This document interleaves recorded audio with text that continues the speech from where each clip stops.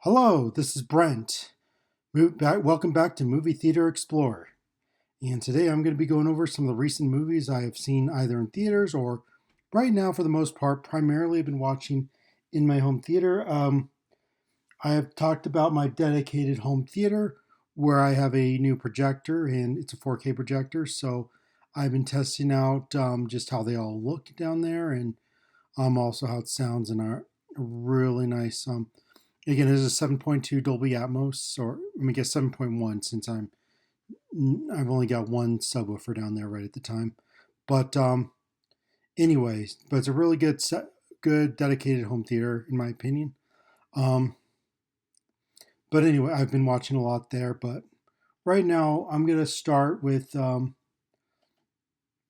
let's start off with one of the theatrical movies that I've seen in theaters just recently because I had just recently saw Tron Ares.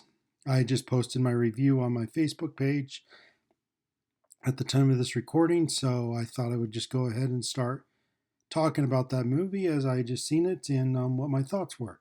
So, um, Tron Ares comes out tomorrow night. They did a special sneak peek for anyone that wanted to pay to see it in advance. So, as a result, I'm like, hey, I've been really anticipating this. So I went ahead and paid to get a ticket to go see it. And so I saw it in IMAX 3D tonight. And it was definitely a really cool experience, that's for sure. It was like just, so basically the visuals were really cool. The audio, the soundtrack was really cool. And so yeah, the it was a really cool, really great theatrical experience on the audio and visual side. Visual effects were incredible. They definitely did a great job with those, and there were some really cool touches as far as the previous two movies that there were some callbacks and yeah, and those were definitely really cool. Um, I don't want to get too much into spoilers, so I'm trying to avoid many of the spoilers. We'll just go what the trailer kind of talked about, how the Dillinger, I think what Evan Peters' character, he's a Dillinger, and he invented this program called Ares, and basically Ares can be brought into the real world and as being something that they were trying to show off, and of course he things happen um, without getting into too much details from there. I mean, I haven't read what the synopsis was posted, so I mean, I only know what the trailer showed, which was the second trailer where it delved into that part. The first teaser obviously just showed like that, like programs in the real world. So that's basically, yeah, digital programs from the grid in the real world, and and it's definitely a really cool concept to see.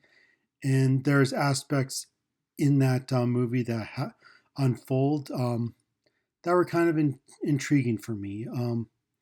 I don't think anything groundbreaking, anything like great, but I think fine enough to just get invested, more than invested than just the visuals. I think the key word I would use is invested enough for story wise. But yeah, and obviously there's some, as you probably would have heard, one of the big returning characters is Jeff Bridges, or one of the returning actors is Jeff Bridges. As far as the other ones, yeah, there are a lot of the ones from. I don't think there's another one from Tron Legacy besides Jeff Bridges. They do explain some of the whereabouts a little bit. So, but yeah, that's about it as far as that. So obviously, the original actor that played Tron in the first movie and also in the second did not return.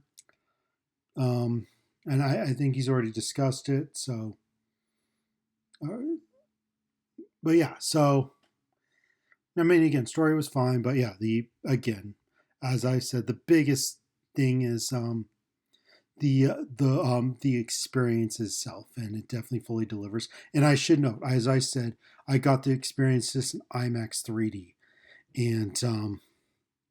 and wow, like it was definitely incredibly impressive that way. Like it was definitely, I mean, I have to admit, near the beginning, it was definitely very overwhelming. How it's utilized was definitely definitely incredibly immersive, and definitely a lot of shots, and definitely a lot of ways that they help immerse you into the experience was very, very impressive. So I mean, if you are a big fan of IMAX 3D, I definitely recommend trying to check it out this way if you can. um, if you're not a big fan of the 3D, I still highly recommend, definitely recommend seeking out an IMAX. And again, this is just, I'm recording this, let's see, I got out about a little over an hour ago from the movie, so I'm just sharing a lot of my raw thoughts as far as after getting out of the movie. So, but it was definitely it was definitely an immersive experience, and I should note the sound. It was definitely very loud. They definitely cranked it up to 11. If you guys have seen Spinal Tap, you know the reference. But yeah, they definitely cranked it up to 11. It is definitely very loud. Um, yeah. So I mean, again, it was definitely extremely impressive. That's for sure. But yeah, for those that may not be totally used to getting extremely loud, that's your warning right there. But regardless, this is definitely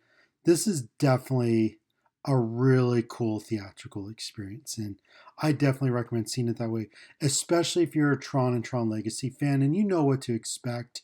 You know, like, hey, you're more for the visuals and the sound, maybe not necessarily the story, but intrigued enough to see how it unfolds.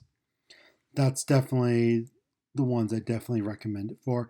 Those are just, hey, wanting a cool visuals and a cool Nine Inch Nails soundtrack. Um, I'd say still check it out. And if you're impressed by what you're seeing by the trailer, we'll put it that way. It is definitely worth seeing in the theater. That's for sure. Um, Now I'm gonna answer this one, um, because I've been listening to some of the Nine Inch Nails score. I bought it when it came out, and I definitely really liked it. Do I like it more than the Daft Punk one? I feel like I like the Daft Punk one a little bit more.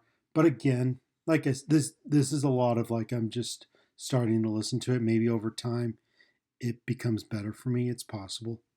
Um, but regardless, yeah. Um,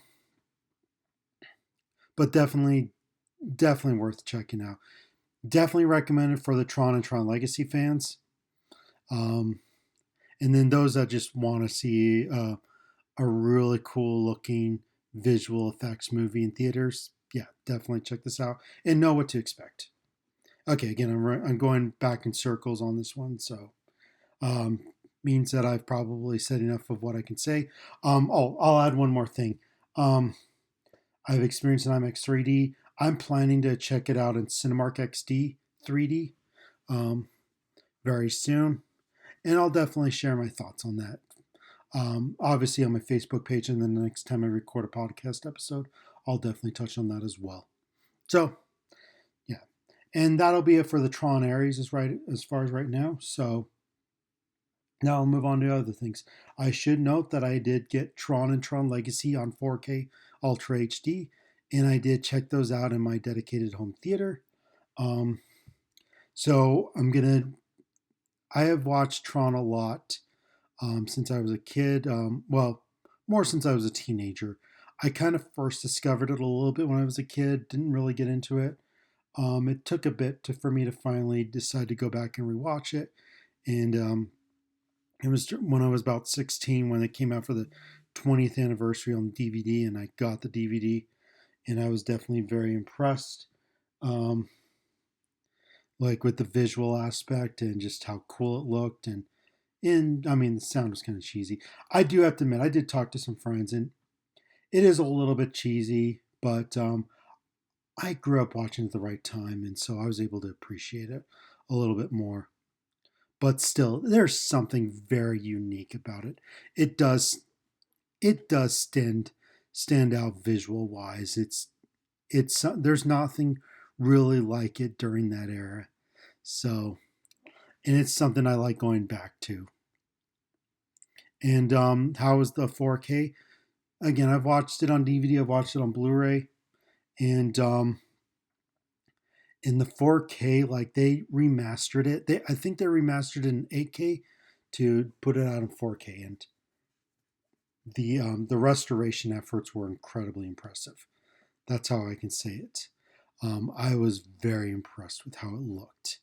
Like a lot of the like just it looked rather impressive, especially like the real world aspects looked really cool. And yeah, obviously the digital parts looked impressive. There was definitely a lot of cleanup effort and it looked really good. And it actually sounded quite good as well, honestly. Like it was in Dolby Atmos, and I was very impressed with it. Um, so yeah, I'm definitely like I was really impressed with the home theater experience for Tron in 4K Ultra HD. This is for the first one. Um, and if you guys can get a hold of a copy of it, if you're a big fan and you're still trying to, hopefully you can. I know it's really hard to get. There's a big demand for it and everything, but hopefully you can get your own copy of it. It is definitely worth adding to your collection if you are collecting 4K Ultra HDs. For those that are fans of the movie, of course. And then Tron Legacy. Obviously, I really like Tron Legacy. It's a really cool movie. Um, I saw it in theaters when it first came out. I saw it in 3D in the Cinemark theaters. Definitely really cool. Yeah, I saw it in 3D, and yeah, just really cool. I did pick up the Blu-ray 3D when it came out on Blu-ray 3D. I have not watched the Blu-ray 3D, so I can't really compare it at this time, as I didn't like as I bought it more. Just like, hey, when I get 3D, I have it. I my new projector has 3D capabilities, so I'll probably check it out at some point. But or I will at some point, but right now anyway. So I checked out the 4K, and uh, the sound was awesome. The sound was in Dolby Atmos. It was really great. The picture quality is actually really good as well. Um, if I don't sound like I was super impressed with it, it's because the the remastering efforts for Tron just were light years from the Blu-ray. I think that's the best way to put it. It was definitely a huge upgrade. The upgrade from to 4K for Tron Legacy was good. Was real actually was really good. It's just it wasn't beyond light years, so it wasn't like my jaw was dropping down on the floor kind of thing. But it was definitely really good overall. If you're watching in like a really good home theater setup, it is definitely really worth adding in 4K in my opinion. Um, Obviously, it does retain the IMAX aspect ratios, and it still felt very immersive. Like again, like I said, the picture just didn't wow me because we're comparing like how far a rocket shot to the clouds to um, a rocket that's already near the clouds and still hit the clouds, if that makes sense. So, but yeah, it was still a great home theater experience. So they both were. So hopefully, if you can get your hands on those, they're worth it. I'm going to briefly touch on a bunch of other ones that I watched in my home theater. Um, I decided because I wanted to demo a few things and just see how things looked. I put in Puss in Boots: The Last Wish in 4K Ultra HD. I picked it up a couple of years ago, rewatched it. It's a really good movie. If you haven't seen it, it's a really good movie. Um, I enjoyed some of the other Shrek movies. Obviously, the first one's great. I really do like this second one. I don't think I like it as much as I like the first one, but it's been a while. I think I need to rewatch it. So I'll need to rewatch that one. Maybe I might find that one in 4K at some point and pick that one up. Um, but yeah, regardless, yeah, I really like the first two. Third one, I don't really remember it honestly. The fourth one was okay actually. I kind of enjoyed it more than I thought I would. I haven't rewatched it since I saw it in theaters, um, but I thought it was actually decent. I think I liked it a bit more than I thought I would. I think that's a good way to put it. And then the original Puss in Boots, I watched it in a small, like a very small setup home theater years ago during COVID. I didn't see it in theaters. I just rented it that way to watch it that way. And I don't really remember it, but again, the same thing. I don't think I minded it that much. I thought it was actually pretty good if I remember correctly. There were some good aspects in it. And again, I didn't check it out till then because I'm just like, why are they doing a side character movie from the Shrek universe? I mean, even though he's a really cool character. So, I mean, I just watched and I'm like, okay.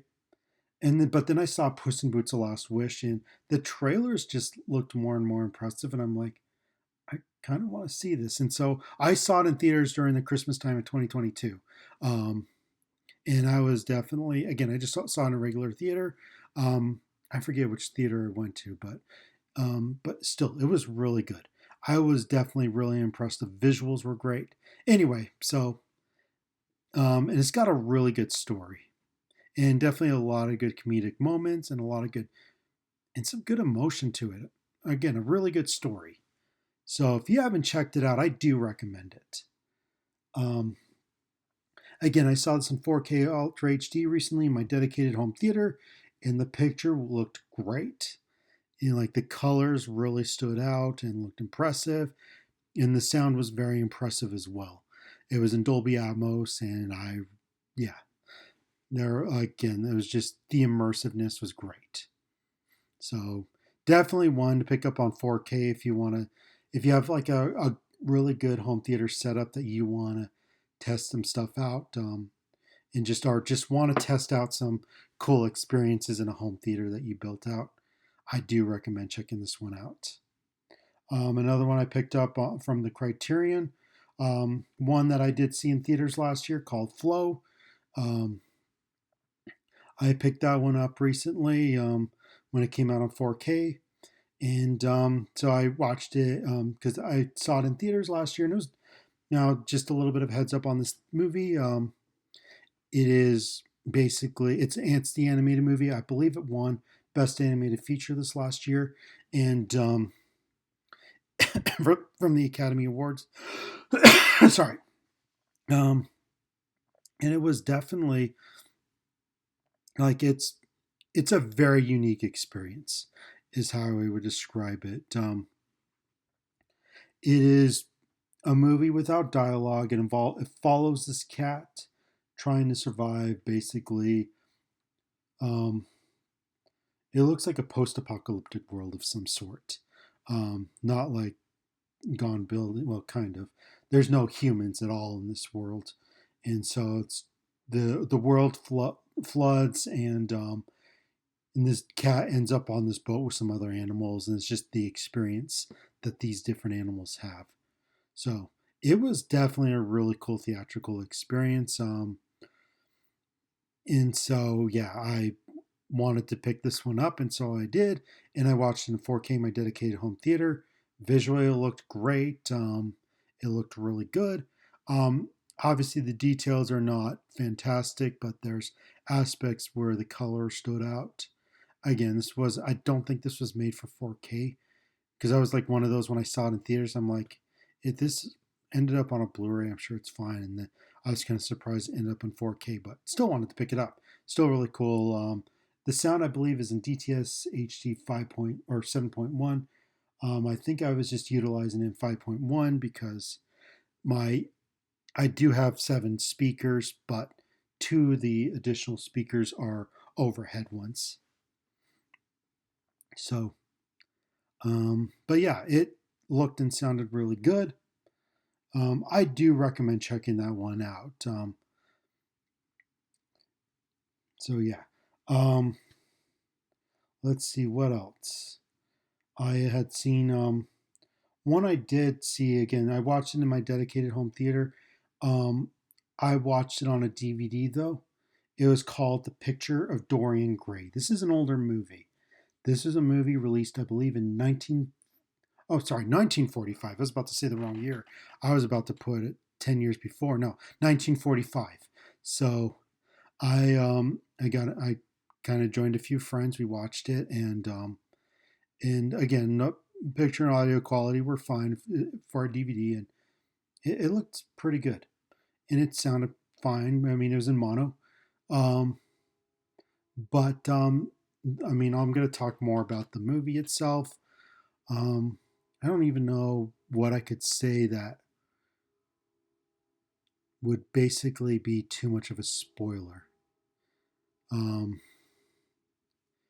that's the hard part. I don't know. I think I read the synopsis, and I think it involved um, basically a the main character gets a painting of himself, and basically he never ages, but the painting does, kind of thing. I think I'm okay with just saying it that way and not going into too much more. Um, what stood out to me was some of the actors that were in it. That I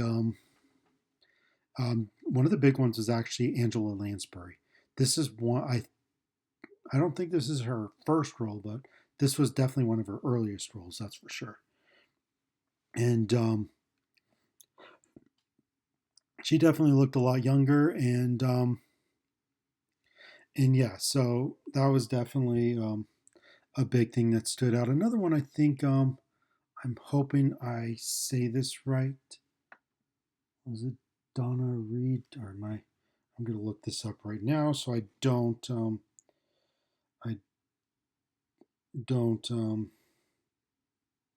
okay, it was Donna Reed. So yeah, Donna Donna Reed was in A Wonderful Life. So if you know Donna Reed, she was also in It's a Wonderful Life, and so I recognized her in that, and so I recognized her in this, which was a role earlier than that. Then another, I'm gonna say his name wrong, so I'm gonna leave it off. But he played another big role in the movie. This actor, I looked him up afterwards, and he voiced Shere Khan in the original Jungle Book, Disney's The Jungle Book from 1967. So, and that was cool to recognize that right after. So, so there are definitely a lot of noteworthy performances. Again, I think this is one that's worth checking out if you're looking for some older classical movies that might have a bit of a creep factor and a more of like a slight horror factor, because it is a little bit, it is an unsettling movie, that's for sure. um I don't know if I would go to the full on, would I go to the full on horror? Pretty close to it. Actually, I think I would kind of go horror, so I think it is a good Halloween movie. Again, not to the point like something like Dracula, but definitely definitely some very like unsettling aspects. So there's a horror kind of type of feel to it. Um, is how I would describe it. I think it's a good one for Halloween. Um, so you had Picture Dorian Gray.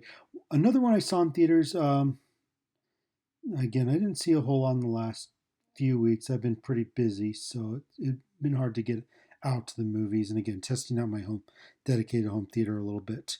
Um, But one I did go to see is Avatar: The Way of Water. It came back in IMAX 3D for about a week, so I went to get it, went ahead and went to go see it that way. So I went to go see it in IMAX 3D, as that is the ultimate way to experience this movie.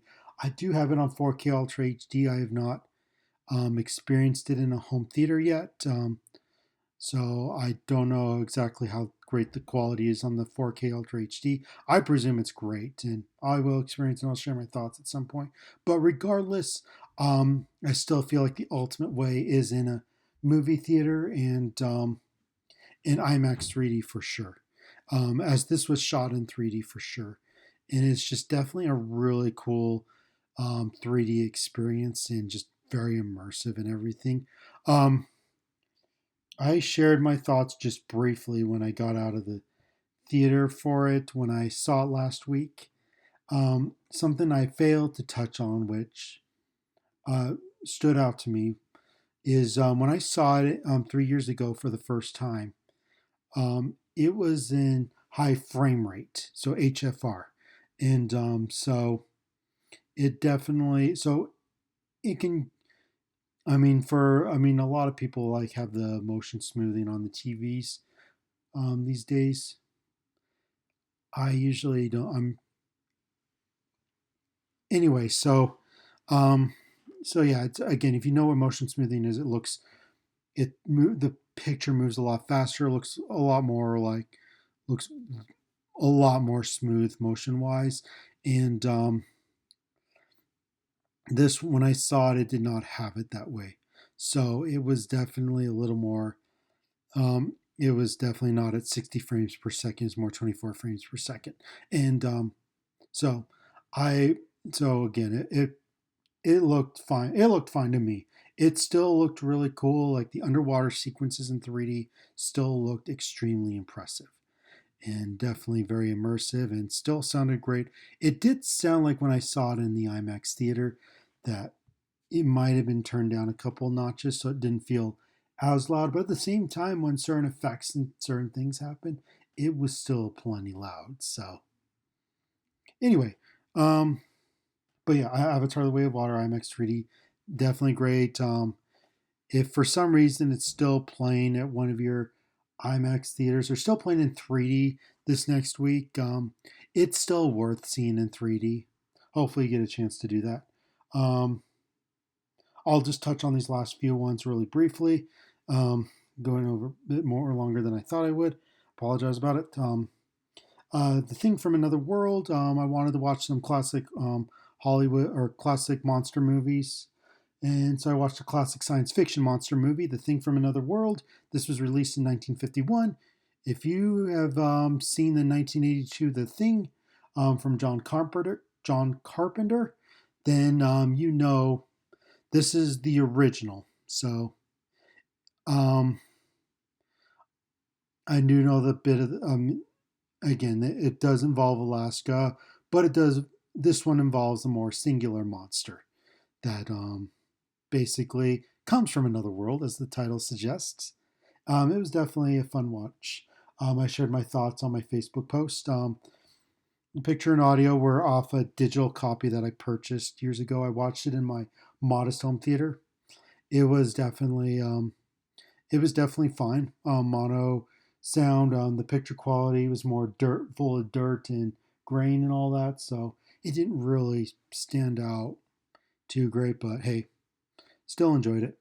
Um, The Secret of Nim. I have a Blu-ray copy, and I just wanted to experience it in a dedicated home theater. So that's what I did. I still want to see this in a movie theater at some point, but still a dedicated home theater. And again, this is I. If you're an animation fan, you know what Don Bluth is, and if you've never seen it, I definitely recommend it for sure. Um, Picture and audio were fine. Um, Picture's definitely full of a lot of dirt and all that, but still looked kind of cool on a big screen. And then the audio was, I think, more in stereo, but I think I had set up in a point where it just filled the soundscape a bit. So, in there were aspects where it actually sounded quite cool. There's actually one part where the door opens to, for those that know what the film is, those that don't know may not know what I'm referring to, but um, when our main lead goes to see Nicodemus, when the door opens, it actually sounded really cool. So I just had to touch on there. So really cool in a home theater setup. Um, okay, and then the last one I'm just going to touch on again, Halloween. So I picked this one, and this is one of my tops. top favorites, especially from the '80s and everything. I grew up on this. Ghostbusters. I'll probably have to go more into this at some point, but yeah, Ghost. I watched Ghostbusters in my dedicated home theater. I picked up a 4K version years ago. I have two different versions. I went for the purposes of my viewing for this one. I watched it off a steel book that I got for the 35th anniversary.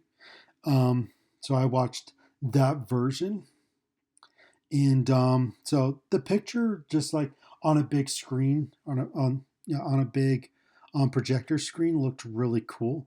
I should note it does have a lot of grain. It is so fans not those that are not fans of grain may not appreciate it as much. I enjoyed that kind of look, but just noticing some of the details that I may not have noticed before, and I've seen this in theaters. I actually saw this in theaters twice, um, for re-releases. Of course, I wasn't born in 1984, so I was born a year after. So um, I saw this for the 30th anniversary in 2014, and then in 2020, one of my local theaters played it in theaters during 2020, as you know why. Um, and it was great to experience it that way. And again, I got to have the theatrical experience both times, so it's cool to have the home theater experience like this again, and just seeing the 4K image look cool. Again, it's not the most revolutionary 4K experience, but it is definitely the best I've seen in an on the home format. And the sound sounded pretty cool too. Again, it wasn't anything revolutionary, but there were some cool aspects to it in Dolby Atmos.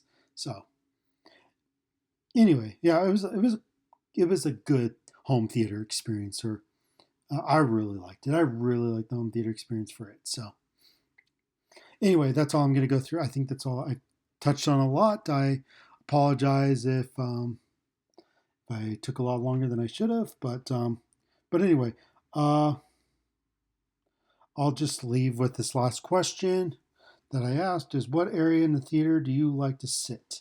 And I like to sit somewhere in the middle, more in the front middle area, where I get myself close enough to just enjoy the experience being close by. And I like to be like near the aisle at times, but I also like to try to get in the middle at times. It depends on what kind of experience I like to go for. So maybe I've answered that one before. If I haven't, or if I have, I apologize. But anyway, I'll leave at this point, or I'll leave you at this point, and I will be back again in another couple of weeks with more movies that I've watched in theaters and some that I've watched in a home theater, whether the modest home theater or the dedicated home theater. Anyway, thank you for tuning in to Movie Theater Explorer. This is Brent, and go enjoy your time at the movies.